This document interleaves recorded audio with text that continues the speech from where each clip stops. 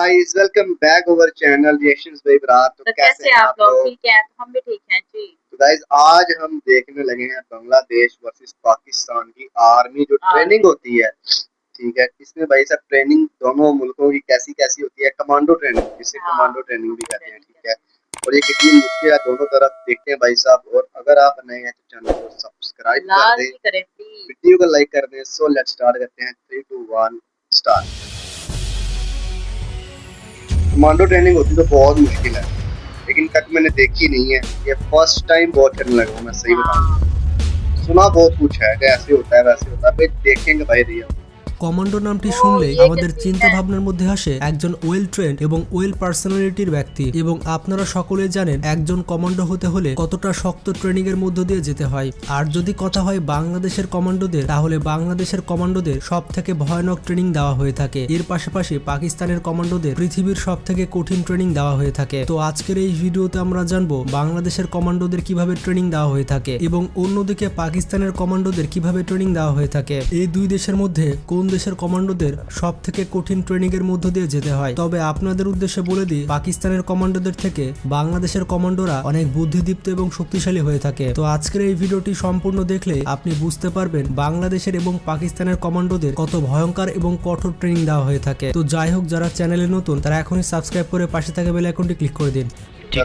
বন্ধুরা, জাতিসংঘের রেকর্ড ঘাটলে আমরা দেখতে পাই পাকিস্তান এবং ভারতের সৈনিকদের থেকে বাংলাদেশের সৈনিকরা অনেক এগিয়ে রয়েছে। বাংলাদেশের সৈনিকরা সব থেকে বেশি শান্তি রক্ষা মিশনে অংশগ্রহণ করেছে। তো যাই হোক, সবার প্রথমে দেখে আসি বাংলাদেশের কমান্ডোদের কিভাবে ট্রেনিং দেওয়া হয়ে থাকে। বন্ধুরা, বাংলাদেশের আর্মিদের গ্যাগিং ট্রেনিং দেওয়া হয়ে থাকে। আসলে এই ট্রেনিংটি অনেক ভয়ঙ্কর হয়ে থাকে। বাংলাদেশের আর্মিদের যত ট্রেনিং রয়েছে তার মধ্যে সব থেকে কঠিন ট্রেনিং হচ্ছে এই গ্যাগিং ট্রেনিং। আর এই ট্রেনিং এ এত কষ্ট দেওয়া হয় তার কারণ হচ্ছে যদি কখনো শত্রুর হাতে ধরা পড়ে যায় তাহলে শত্রুরা হাজার কষ্ট দেওয়ার পরেও যাতে ওই কমান্ডো তার মুখ দিয়ে তার নাম, তার ইউনিটের নাম এবং মিশনের উদ্দেশ্য না বলে। মানে শত্রুর হাতে ধরা পড়লে কোনো অবস্থাতে যেন নিজের পরিচয় না দেয়, তার কারণে এত কষ্ট দেওয়া হয়ে থাকে। গ্যাগিং ট্রেনিং এ আপনারা দেখতে পাচ্ছেন কিভাবে একজন আর্মিকে গোটা শরীর বেঁধে টানা হচ্ছে। তবে অনেক সময় এই ধরনের ট্রেনিং এর ভিডিও সোশ্যাল মিডিয়াতে অনেকজন আপলোড দিয়ে থাকে এবং বলে যে বাংলাদেশ আর্মিরা কিভাবে অত্যাচার করছে। আসলে বন্ধুরা, এটি অপপ্রচার চালানো হয়। এগুলো দেখার কারণে যারা সেনাবাহিনীতে যোগদান দিতে ইচ্ছুক তারা নিরাশ হয়ে যায়। বন্ধুরা, এরকম কার্যক্রম কোনো জাতির জন্য কল্যাণ বয়ে আনবে না। এরপর বাংলাদেশের আর্মিদের প্যারা কমান্ডো ট্রেনিং দেওয়া হয়ে থাকে। এই প্যারা কমান্ডো ট্রেনিং সব থেকে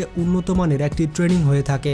বাংলাদেশ সেনাবাহিনীর আরেকটি কঠোর ট্রেনিং এর নাম হচ্ছে প্যারা কমান্ডো ট্রেনিং। বুকে সাহস এবং গায়ে জোর না থাকলে এই প্যারা কমান্ডো ট্রেনিং কখনোই করা সম্ভব নয়। সন্ত্রাসী হামলা মোকাবেলায়, প্লেন হাইজ্যাক এবং দেশের গুরুত্বপূর্ণ ব্যক্তিদের নিরাপত্তার জন্য এই প্যারা কমান্ডো ইউনিট নিয়োজিত থাকে। এই প্যারা কমান্ডো ট্রেনিং এতটাই বিপজ্জনক যে এই ট্রেনিং চলাকালীন অনেক সৈনিক মারা পর্যন্ত যায়। এই প্যারা কমান্ডোদের ট্রেনিং 3 থেকে 6 মাস হয়ে থাকে। আর এই প্যারা কমান্ডো ট্রেনিং এ 100 ভাগের মধ্যে 30 ভাগ সৈনিক উত্তীর্ণ হতে পারে। এই প্যারা কমান্ডো ট্রেনিং এর শুরুতেই সৈনিকদের 30 কেজি ভারী ওজন নিয়ে 50 থেকে 70 কিলোমিটার পথ পাড়ি দিতে হয়। এরপর সৈনিকদের ট্রেনিং দেওয়া হয় গ্রেনেড, বন্দুক এবং যাবতীয় হাতিয়ার কিভাবে চালাতে হবে। এছাড়া সৈনিকদের অনেক বাজে বাজে খাবার অভ্যাস তৈরি করা হয়। এই সব বাজে খাবার খাবার অভ্যাস করা হয় তার কারণ হচ্ছে প্রতিকূল পরিবেশে যাতে কমান্ডোরা যে কোনো কিছু খেয়ে টিকে থাকতে পারে। আর এই ট্রেনিং এর সব থেকে ভয়ঙ্কর মুহূর্ত হচ্ছে মাঝ আকাশে চলন্ত বিমান থেকে ঝাঁপ দেওয়া। এই ট্রেনিংটি করার জন্য অনেক সাহসের প্রয়োজন হয়। তবে অনেক সৈনিক রয়েছে যারা ভয় পেয়ে প্যারাশুট খুলতে না পেরে মৃত্যুবরণও করেছে।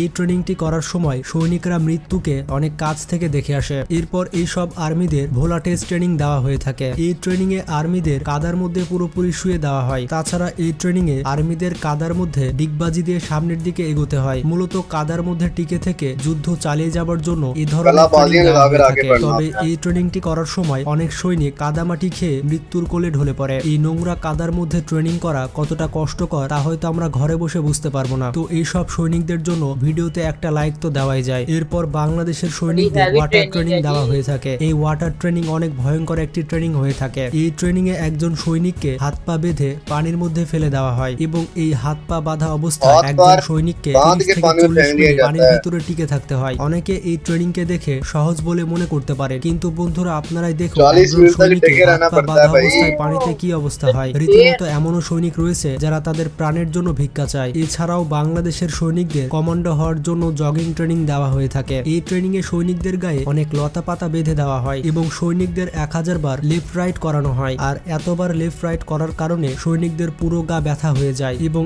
এই ট্রেনিং এর কারণে সৈনিকদের শরীরের বিভিন্ন জায়গায় লতা পাতা ঢুকে যায়। এছাড়াও বাংলাদেশের সৈনিকদের একজন কমান্ডো হওয়ার জন্য অনেক ভয়ঙ্কর ট্রেনিং দেওয়া হয়ে থাকে। তো চলুন এবার অন্যদিকে দেখে আসি পাকিস্তানি কমান্ডোদের কেমন पाकिस्तान की ট্রেনিং देखते हैं দেওয়া भाई হয়ে सब থাকে। कैसी है। বন্ধুরা পাকিস্তানি আর্মিদের মেন্টালি এবং ফিজিক্যালি অনেক শক্তভাবে ট্রেনিং দেওয়া হয়ে থাকে। পাকিস্তানের কমান্ডোদের এক পর্যায়ে কোবরার রক্ত খাওয়ানো হয়। বন্ধুরা তাদের কোবরার রক্ত খাওয়ানো হয় তার কারণ হচ্ছে তারা মনে করে এই কোবরা সাপের রক্ততে অনেক নিউট্রিলিন থাকে, যাতে করে বিভিন্ন প্রতিকূল পরিবেশে পাকিস্তানি কমান্ডোরা টিকে থাকতে পারে। এই কোবরার রক্ত ছাড়াও বিভিন্ন বিচ্ছু এবং পোকামাকড় খেতে হয় পাকিস্তানি কমান্ডোদের। বন্ধুরা আপনারা বুঝতে পারছেন এই বিচ্ছু এবং পোকামাকড় খাওয়া কতটা সাহসের ব্যাপার। এর পাশাপাশি পাকিস্তানি আজকে আর্মিদের training ওয়াটার চলছে। ট্রেনিংও দেওয়া হয়ে থাকে, তবে अगर তাদের कहीं को ওয়াটার फंस जाए ট্রেনিং तो हर একটু चीज खा আলাদা के হয়ে जिंदा থাকে। रहे। তাদের হাত পা বেঁধে পানির মধ্যে ফেলে দেওয়া হয়। এরপর তাদের একটি কাজ দেওয়া হয় যে পানির নিচে কোনো একটি বস্তু থাকবে আর সেই সৈনিককে ওই বস্তুটি মুখ দিয়ে তুলে আনতে হবে। বন্ধুরা হাত পা বাঁধা অবস্থায় তারা এই বস্তুকে পানির নিচ থেকে তুলে আনতে সক্ষম হয়। তবে কিছু কিছু সৈনিক রয়েছে যারা এই ট্রেনিং অবস্থায় মারা যায়। এই ট্রেনিংটি করার সময় যদি আপনার হাত পায়ের ट्रेनिंग के বাঁধন दरमियान খুলে कई যায় मारे भी তাহলে जाते আবার हैं। আপনাকে এই ট্রেনিংটি করতে হবে। में तो भाई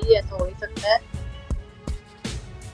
এছাড়া পাকিস্তানের কমান্ডোদের কমান্ডো ট্রেনিং দেওয়ার জন্য স্পেশাল ক্যাম্পে পাঠানো হয়ে থাকে। আর সেই স্পেশাল ক্যাম্পে সৈনিকদের অনেক ফিজিক্যাল স্ট্রেস নিতে হয়, তাদেরকে অনেক দূরের পথ পাড়ি দিতে হয় অনেক ভারী ভারী জিনিস নিয়ে। এরপর সৈনিকদের 100 কিলোমিটার পর্যন্ত দৌড়াতে হয়। আর তারা শুধুমাত্র খালি হাতেই এই 100 কিলোমিটার পর্যন্ত দৌড়ায় না, তাদের হাতে অনেক ভারী ভারী অস্ত্র এবং জিনিসপত্র থাকে। এই 100 কিলোমিটার পথ পাড়ি দিতে তাদের সময় লাগে 16 থেকে 17 ঘন্টা। এরপর শুরু হয় সৈনিকদের রাত জাগার ট্রেনিং। সৈনিকদের 15 দিন রাত জেগে থাকতে হয় এবং তারা দিনে একটু একটু ঘুমাতে পারে। আর 15 রাত না ঘুমিয়ে থাকার পর তাদেরকে আরো একটি ট্রেনিং দেওয়া হয়ে থাকে। তাদের বন্ধুদের এক জায়গা থেকে অন্য জায়গায় ঘাড়ে করে নিয়ে যেতে হবে। আসলে প্যারা কমান্ডোরা মনে করে যে কোনো পরিস্থিতিতেই তারা শত্রুদের হাতে তাদের সাথীদের তুলে দেবে না, আর কোনো পরিস্থিতিতেই তারা তাদের সাথীদের শত্রুদের এলাকায় ফেলে আসবে না। এই ট্রেনিংটি শেষ হওয়ার পর তাদের শুরু হয় 1 কিলোমিটার দূরের পথ পাড়ি দেওয়া। তবে এই 1 কিলোমিটার দূরের পথ তাদেরকে শুয়ে শুয়ে পাড়ি দিতে হয় এবং তাদের ঘাড়ে থাকে অনেক ভারী ভারী ব্যাগ এবং তাদের হাতে ভারী ভারী রাইফেল থাকে।